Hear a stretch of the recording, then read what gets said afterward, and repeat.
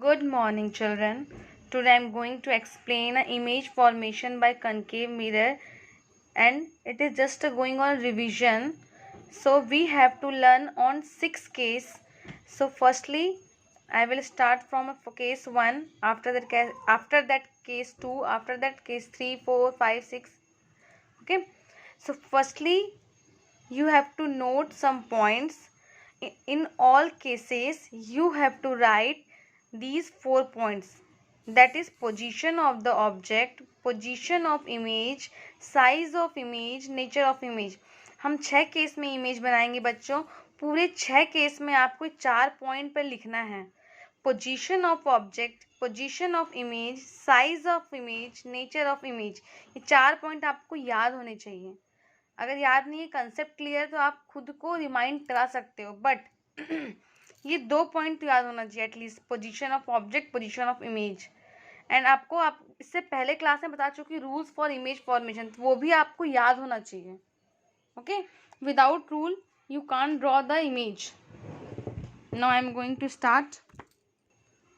So first case is when object is at infinity. Okay, when object is at infinity मतलब object बहुत दूर है, तो image कहाँ मिलेगा. But now I am drawing image from pen, but you have to draw the image by pencil, because marks can be cut when you draw diagram from pen. So when object is at infinity मतलब object बहुत दूर है, तो image आपको कहाँ मिलेगा, focus पे. अब ऑब्जेक्ट बहुत दूर है तो इमेज कैसा मिलेगा, बहुत छोटा.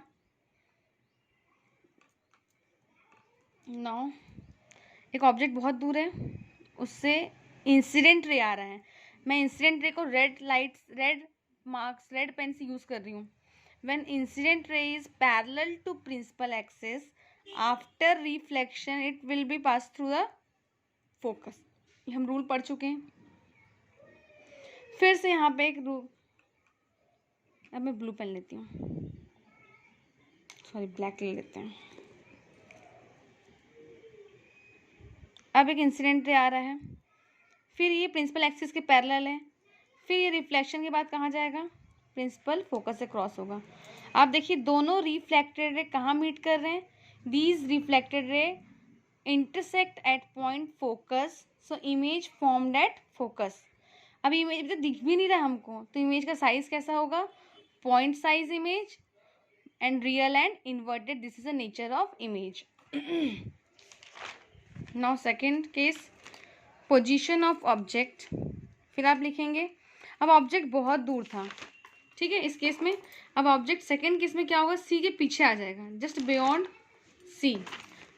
आप लिखेंगे यहाँ पे position of object beyond C. C means centre of curvature. Then image formed between C and F. ये आपको याद होना चाहिए. Position of object is beyond C, then position of image is formed between C and F. What is C? C is the center of curvature, F for focus. अब देखेंगे size और nature. Nature आपको पूरे 5 case में real and inverted याद होना चाहिए. Real का मतलब होता है ओरिजिनल, वास्तविक. इन्वर्टेड मतलब उल्टा. So firstly we have to draw the concave mirror and principal axis. What is principal axis? A line which is passing through the pole of mirror and focus and center of curvature. That line is known as principal focus. Focus हमेशा center of curvature और pole के just बीच में आएगा, याद रखना. center of curvature और pole के बीच में just mid point पे क्या आएगा, focus. So when object is beyond at C. अब C के जस्ट पीछे हम ऑब्जेक्ट को ले रहे हैं. अब ऑब्जेक्ट का लेबलिंग कर दीजिए, this is the A B. अब इंसिडेंट रे से आएगी. आपका 4 रूल है, चारों को फॉलो करो. When incident ray is parallel to principal axis after reflection it passing through the focus. Okay. Second, आपको इंटरसेक्ट इनकी दोनों के बीच में ही कराना है रिफ्लेक्टेड रे को, तभी तो इमेज फॉर्म्ड होगा. तो आपको इस तरीके से ड्रॉ करना है. फिर क्या हुआ, इंसिडेंट रे कहाँ से आ रहा है, फोकस से, तो रिफ्लेक्शन के बाद क्या होगा, ये पैरेलल हो जाएगा. यहाँ बन रहा है सी और एफ के बीच में इंटरसेक्ट कर रहा है, यहाँ पे आप इमेज बना दीजिए। Okay, this is the A dash and B dash. देखिए ऑब्जेक्ट हम प्रिंसिपल एक्सिस के ऊपर लिए थे, देखिए इमेज कहाँ मिल रहा है आपको, A dash B dash principal axis के नीचे मिल रहा है उल्टा, तो it is real and inverted. अब साइज कैसा होगा इसका अब यहाँ पे हम देखेंगे साइज ऑफ इमेज। यहाँ पे हम ऑब्जेक्ट क्या था पहले सी के, जब पहले वाले केस में क्या था, ऑब्जेक्ट बहुत दूर था, इमेज पॉइंट साइज था। अब तो आपको ऑब्जेक्ट दिख रहा है, पहले ऑब्जेक्ट बहुत दूर था, इमेज था छोटा, मतलब पॉइंट साइज मतलब बिंदु के आकार का बना था। अब ऑब्जेक्ट सी के जस्ट पीछे, तो image formed between C and F, so size of image is smaller than the object. यहाँ पे इमेज का साइज क्या होगा, smaller than the object, smaller than the object. Okay, case 3 position of object. अब क्या था, ऑब्जेक्ट फर्स्ट केस में बहुत दूर था, सेकंड केस में सी के जस्ट पीछे आया, थर्ड केस में जस्ट सी पे आ जाएगा। So in the next case that is third case, position of object at C, just C के ऊपर आएगा ऑब्जेक्ट, तो इमेज भी सी पे बनेगा। जब भी ऑब्जेक्ट सी पे और इमेज भी वहीं बन रहा है, तो साइज कैसा होगा, size of image is equal to the size of object. Okay, and nature will be a real and inverted. आपको 4 पॉइंट अगर अच्छे से याद है, so you can draw image clearly and carefully. So this is the concave mirror. Firstly we have to draw concave mirror and principal axis. This point is known as pole and this is focus, this is the center of curvature. So firstly we have to draw the concave mirror and principal axis. So you know students, what is the position of object? Object is situated at point C. So this is the object A, B. Okay, this is the object A and B. Firstly, incident ray will be parallel to principal axis. After reflection it will be passes through the focus. And next line, next incident ray is going from focus, so after reflection it will be a parallel to the principal axis. जब उसको parallel करोगे तो सी just नीचे ही आपको meet कराना है, because image formed eight point this.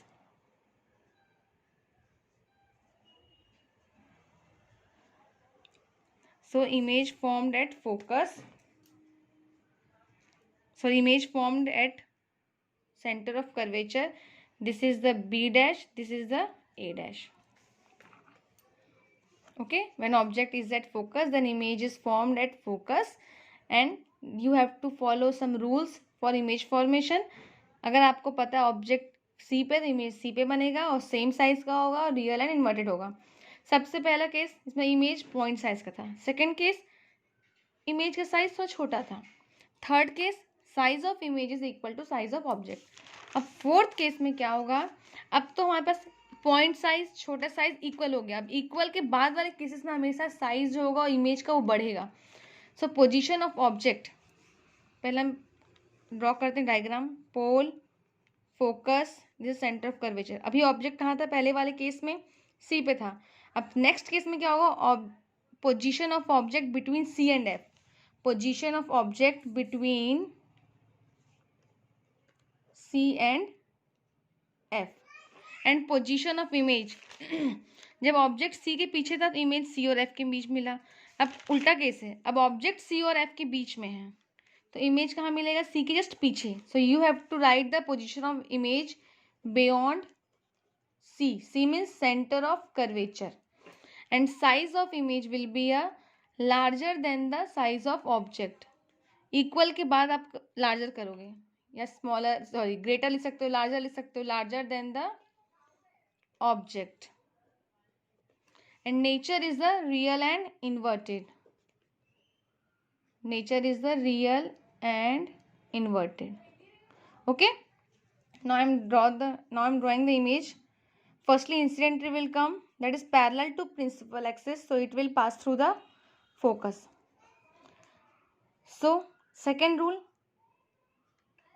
when incident ray passing through the focus after reflection it will be a parallel to the principal axis.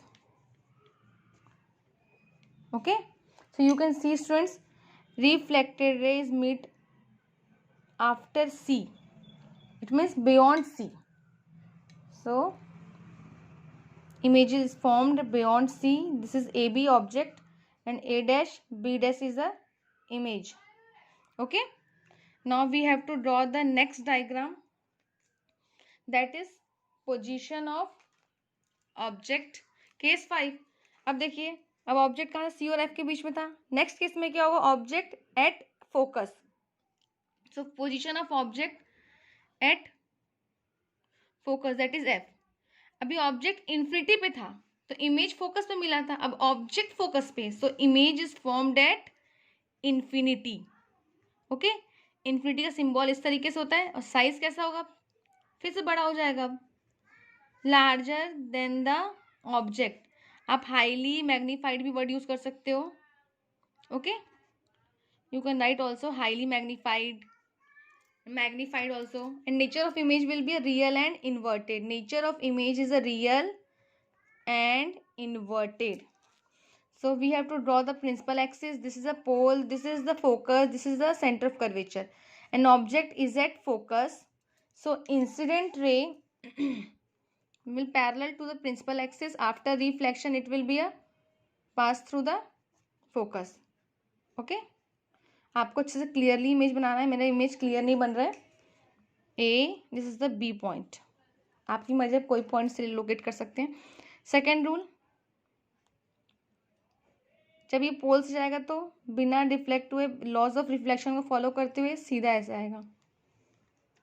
हम imagine करते कहीं दूर जाके मिलेगा. वो दूर क्या होगा, image formed at infinity. Okay,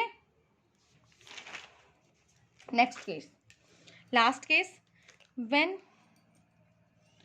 position of object between focus and pole. अब तो पॉइंट बचा ही नहीं हमारे पास, फोकस पे भी ऑब्जेक्ट हो गया, अब एक पॉइंट बच रहा है, that is between focus and pole. So in the last case we will write the position of object between focus and pole. Focus is denoted by F, pole is denoted by P. And position of image, now position of image behind the mirror. अब हमारे पास तो कोई point बचा ही नहीं जहाँ image बन सके, तो हम क्या लेंगे यहाँ, behind the mirror. Practical form में भी ऐसे ही मिलता है हमको इमेज. नेचर ऑफ इमेज क्या होगा, लास्ट केस है, याद रख लो. जब भी इमेज मिरर के पीछे मिले, so nature of image will be a virtual and erect. जिस साइड ऑब्जेक्ट है उस साइड इमेज नहीं मिल रहा है, so nature of image will be a virtual and erect. And size of image is highly magnified, मतलब आपको object जो है उसके साइज से बहुत बड़ा इमेज मिलने वाला है. तो लिखेंगे आप, size of image will be highly magnified. Okay, this is the principal axis, pole, focus, center of curvature. And now object is situated between focus and pole, so incident rays parallel to principal axis. After reflection it will pass through the focus. When incident ray passing through the pole, after reflection it will follow the laws of reflection, in which angle I is equal to angle R. आप याद रखना, जब भी पोल से जाएगा तो इस तरीके से, जब भी कोई इंसिडेंट रे पोल से जाएगी तो इस तरीके से वो फॉलो करेगी. अब हम इमेजिन करते हैं तो आगे जाके मीट नहीं कर रही है, आपको दिख रहा है फैलते हुए दिख रही है, तो हम इमेजिन करते हैं कहाँ मिलेगी, वो मिरर के पीछे कहीं दूर जाके मिलेगी, that is imaginary. So this is the A dash B dash, this is A and B. तो क्या होगा, virtual and erect, because image is formed behind the mirror. Okay, thank you very much and have a nice day students. And this is the most important topic, so you have to learn again and again. You have to clear your concept. If you having any doubt, you can message me on comment box. Thank you very much and have a nice day.